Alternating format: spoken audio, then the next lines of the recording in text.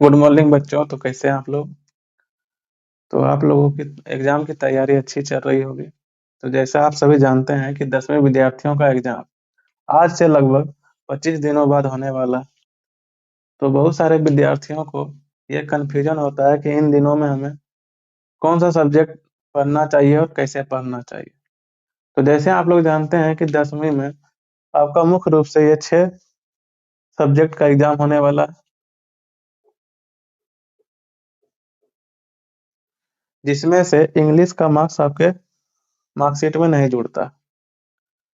तो मुख्य रूप से आप देख सकते हैं कि 3 ऐसे सब्जेक्ट हैं जो आपका 100 नंबर का होने वाला है, और जो साइंस और सोशल है वो आपका 80 होने वाला है। तो आपका जो मैथ है उसमें 100 नंबर है, परंतु बहुत सारे ऐसे विद्यार्थी हैं जिनका मैथ क्या है, बहुत ही कमजोर है।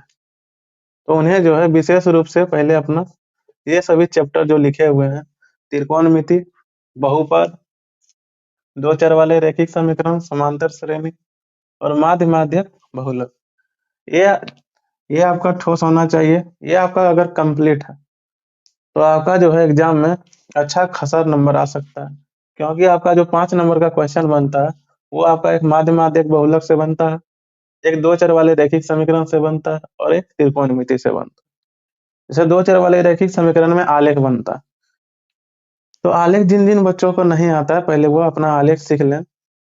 उसके बाद 2 नंबर में भी आता है कि दो चर वाले रैखिक समीकरण से एक्स और वाई का मान निकालना।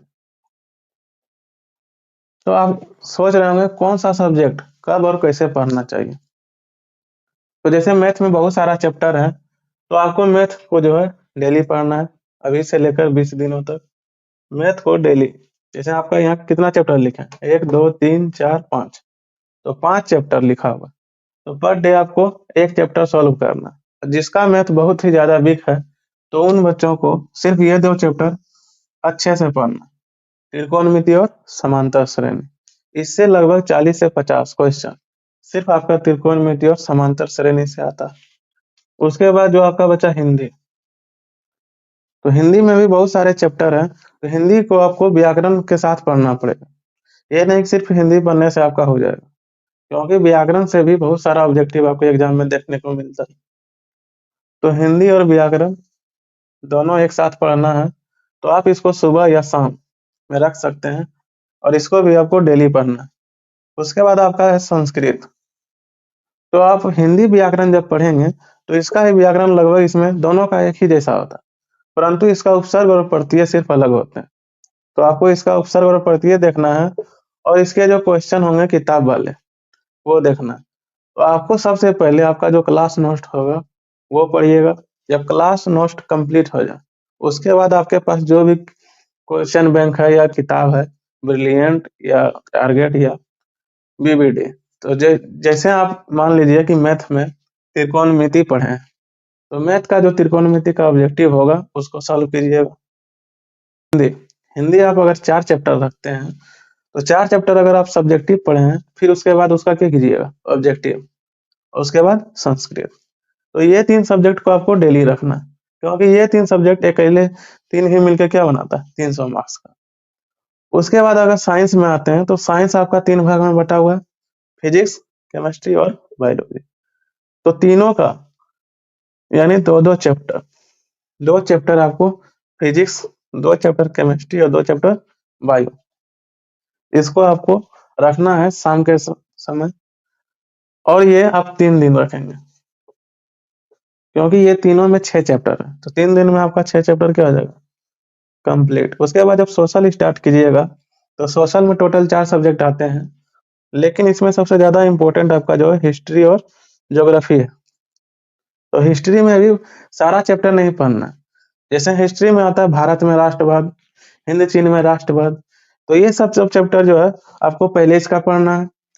और ज्योग्राफी में जो है आपदा प्रबंधन, खनिज संसाधन और एक है आपका परिवहन, पहले वो कंप्लीट कीजिएगा। जब वो सब हो जाए तब ये दोनों को पढ़िएगा। तो ये इसको जो है थोड़ा कम भी ध्यान में रखिएगा तो कोई बात नहीं। तो आपको सबसे ज्यादा ध्यान किसका देना है, मैथ, हिंदी और संस्कृत। उसके बाद आपको साइंस, 3 दिन साइंस रखना है और 3 दिन सोशल। तो ये तो हो गया आपका कि सब्जेक्ट कि कैसे पढ़ना। अब एक्स्ट्रा में जो करना है वो आपका क्वेश्चन बैंक है। तो जिन भी विद्यार्थियों के पास क्वेश्चन बैंक नहीं है, वो पहले आप जाके क्वेश्चन बैंक लीजिए, क्योंकि क्वेश्चन बैंक आपके एग्जाम में एक महत्वपूर्ण रोल निभाने वाला है। क्योंकि आप देखेंगे कि इनमें बहुत सारा ऐसा क्वेश्चन होता है जो हर 1-2 साल में क्या होता है, रिपीट होता है। तो क्वेश्चन बैंक का आपको एक सेट पर डे लगाना है, यानी एक सेट 1 से 2 घंटा रखिए और उसको पढ़िए या खुद से सॉल्व कीजिए। तो अभी से आपका 20 डे है, तो आप 20 सेट लगाइएगा। अब ये नहीं कि एक ही सब्जेक्ट का, जैसे आज मैथ लगा है, तो कल हिंदी लगाइएगा और एक दिन संस्कृत लगाइएगा, और एक-एक दिन सारा सब्जेक्ट का जो है आप क्वेश्चन बैंक से हल कीजिए। तो अभी से आप 1 घंटा इसको दीजिए और 1 घंटा इसे और 1 घंटा इसे। टोटल 3 घंटा आपका इसमें जाएगा। और बचा साइंस, तो रात में जो है साइंस को 2 घंटा दीजिएगा।